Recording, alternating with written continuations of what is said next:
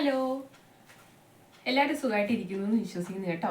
അപ്പോൾ ഇന്ന് ഞാൻ വന്നേക്കുന്നത്, ഇപ്പോൾ ഓണ സീസൺ അല്ലേ വരുന്നത്. അപ്പം ഓണമൊക്കെ ആയിട്ട് സ്വന്തമായിട്ടൊരു ഡ്രസ്സ് തയ്ച്ചിട്ടില്ലല്ലോ എങ്ങനെയാണ് അല്ലേ. നമുക്ക് ഒത്തിരി പെയിൻറ്റിങ് വർക്കുണ്ട്. അതിനിടയ്ക്കാണെങ്കിൽ എനിക്ക് ഒരെണ്ണം തയ്ക്കണമെന്ന് ആഗ്രഹമുണ്ട് കേട്ടോ.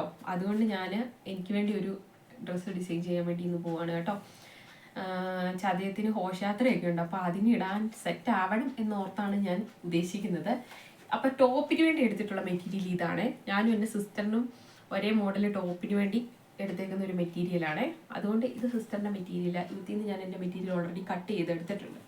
അപ്പം ഞാൻ കട്ട് ചെയ്തിട്ട് ഇവിടെ വെച്ചിട്ടുണ്ട് കേട്ടോ. അപ്പം വേറൊരു കാര്യം പറയാനുള്ളതെന്ന് പറഞ്ഞു കഴിഞ്ഞാൽ, നമ്മളിപ്പം സ്റ്റിച്ച് ചെയ്തിട്ട് നമ്മളൊരു എമൗണ്ട് ഒക്കെ പറയുമ്പം എല്ലാവരും അല്ല കേട്ടോ, എല്ലാ കസ്റ്റമേഴ്സും അല്ല. ചിലർക്ക് കുയ്യോ എന്ന് തോന്നും, ഇത്രയും എമൗണ്ട് ആയോ എന്ന്.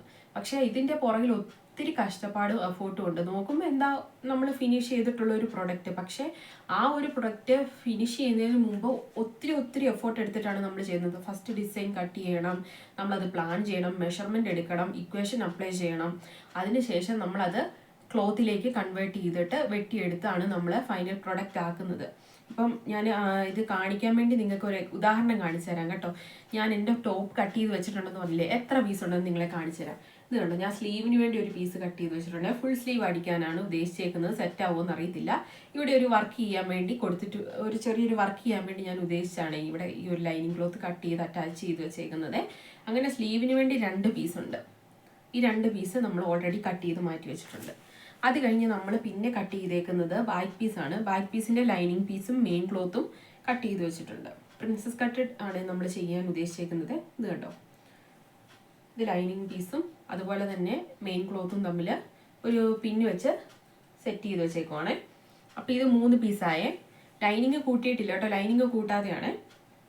അത് കഴിഞ്ഞിട്ട് അടുത്തതെന്ന് പറഞ്ഞു കഴിഞ്ഞാൽ പ്രിൻസസ് കട്ടിൻ്റെ ഫ്രണ്ട് പീസാണ് വരുന്നത്. ഫ്രണ്ട് പീസ് എന്ന് പറയുമ്പോൾ അറിയാലോ, 3 പീസായിട്ടാണ് വരുന്നതെന്ന് അറിയാലോ. ഇതാണ് ഏറ്റവും സെൻറ്ററിലെ പീസ്. ഞാൻ നെക്കൊരു ഡിസൈനൊക്കെ പ്ലാൻ ചെയ്ത് വെച്ചിട്ടുണ്ട്. സെറ്റ് ആവുമെന്ന് അറിയത്തില്ല, പിന്നെ സ്വന്തം ഡ്രസ്സ് ആയതുകൊണ്ട് എന്ന് പരീക്ഷിക്കാമല്ലോ. അതുകൊണ്ട് ഞാൻ അങ്ങനെ ഓർത്ത് കട്ട് ചെയ്ത് വെച്ചേക്കുക കേട്ടോ. അപ്പം ഇതാണ് ഫ്രണ്ടിലെ ഏറ്റവും സെൻറ്ററിലെ പീസ്. അതുപോലെ തന്നെ ഇങ്ങനെ ഒരു പീസും വരുന്നുണ്ട്. പീസും കൂടെ ഉണ്ടായിരുന്നല്ലോ. പിന്നെ ഇങ്ങനെ ഒരു പീസും വരുന്നുണ്ട്. ഇങ്ങനെ 3 പീസാണ് വരുന്നത്. ഇപ്പോൾ ഓൾറെഡി നമ്മൾ 3 പീസ് കട്ട് ചെയ്ത് വെച്ചിട്ടുണ്ട്. ഇതും കൂടെ കൂടുമ്പം 6 പീസായേ. ഇനി അടുത്തത് നമ്മൾ കട്ട് ചെയ്ത് വെച്ചേക്കുന്നത് ഫ്രണ്ടിലെ ബാക്കിലെ പടി പീസാണ്. പടി എന്ന് പറയുമ്പം നമ്മൾ അടി ഒന്നെങ്കിൽ നമുക്ക് ഇത് സെപ്പറേറ്റ് വെട്ടാതെ ഇരിക്കാം. പിന്നെ ക്ലോത്തിൻ്റെ ലെങ്തിനനുസരിച്ച് വേണമെങ്കിൽ നമുക്ക് ലെങ്ത് കുറവാണെന്നുണ്ടെങ്കിൽ ഇത് കട്ട് ചെയ്ത് വെക്കാം. അല്ലെങ്കിൽ ആ മെറ്റീരിയലിൽ തന്നെ ഇത് നമുക്ക് അഡ്ജസ്റ്റ് ചെയ്ത് വെട്ടാവുന്നതാണ്. അങ്ങനെ 2 പീസ് ഞാൻ വെട്ടി വെച്ചിട്ടുണ്ട്. അപ്പം 8 പീസായേ. ഇനി അടുത്തത് ഞാൻ ഫ്രണ്ടിൽ നെക്ക് ഡിസൈൻ കൊടുക്കാൻ വേണ്ടി ചെറിയൊരു സ്ട്രാപ്പ് കൊടുക്കാമെന്ന് ഓർത്തായിരിക്കുന്നത് കേട്ടോ. അതിനുവേണ്ടി 2 മെറ്റീരിയൽ കട്ട് ചെയ്ത് വെച്ചിട്ടുണ്ട്. അപ്പം 10 പീസായി. അങ്ങനെ ഈ 10 പീസ് ലൈനിങ് വിത്തൗട്ട് ലൈനിങ് ആണ് കേട്ടോ. ഈ 10 പീസുകൾ ജോയിൻ ചെയ്തിട്ടാണ് നമ്മൾ ഒരു പ്രൊഡക്റ്റ് ഫൈനലായിട്ട് ഒരു കൺവേർട്ട് ചെയ്ത് വരുന്നത്.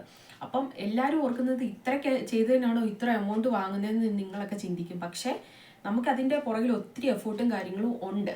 അത് മനസ്സിലാക്കാൻ വേണ്ടിയാട്ടോ ഞാനിങ്ങനെ ഇപ്പം ഇത് കാണിച്ചത്. പിന്നെ വേറെ എന്താ,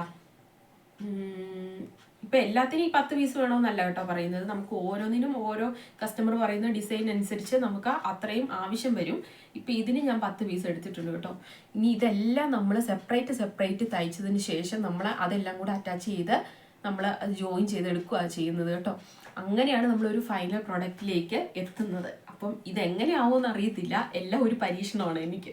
അപ്പം ഇത് ചെയ്തിട്ട് എങ്ങനെയാണെന്നുള്ളത് നിങ്ങളെ കാണിച്ചു തരാം. അപ്പം അടുത്ത വീഡിയോയിൽ കാണിച്ചു തരാം കേട്ടോ.